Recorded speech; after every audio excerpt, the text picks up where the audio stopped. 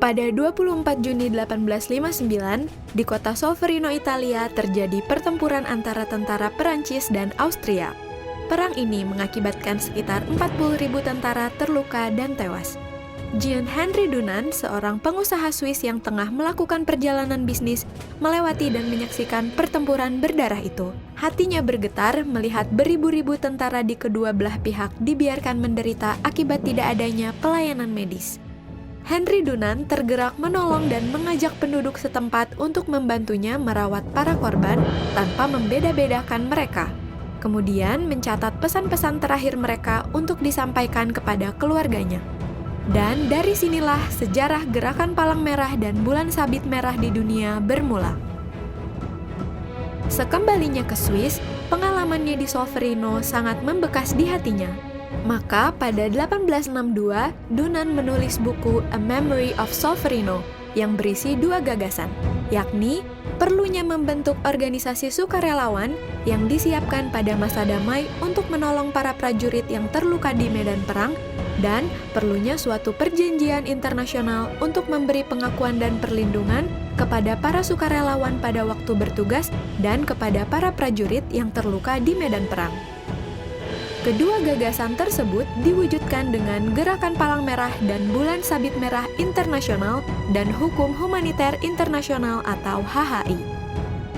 Gerakan Palang Merah dan Bulan Sabit Merah Internasional terdiri dari 3 komponen.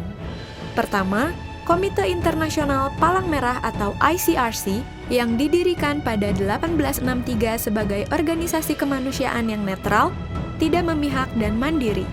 ICRC bertugas memberi bantuan dan melindungi kehidupan dan martabat para korban perang atau konflik bersenjata, serta mempromosikan dan mengembangkan hukum humaniter internasional. Kedua, Federasi Internasional Perhimpunan-Perhimpunan Palang Merah dan Bulan Sabit Merah yang pada saat berdiri tahun 1919 bernama Liga Perhimpunan Palang Merah. Organisasi ini diprakarsai oleh Henry Pomeroy Davison, Ketua Komite Bantuan Perang Palang Merah Amerika. Federasi Internasional berfungsi sebagai badan koordinasi antar perhimpunan nasional di seluruh dunia dalam memberikan bantuan kemanusiaan seperti bencana. Ketiga adalah Perhimpunan Nasional yang merupakan organisasi kemanusiaan yang ada di setiap negara anggota peserta Konvensi Jenewa.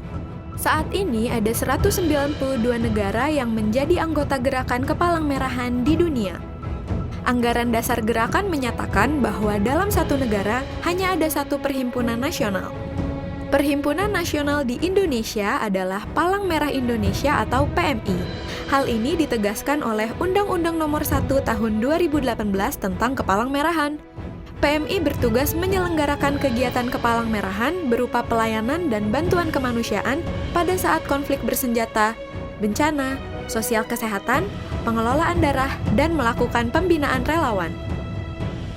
PMI beserta komponen gerakan bersama-sama menyebarluaskan nilai-nilai kemanusiaan di masyarakat.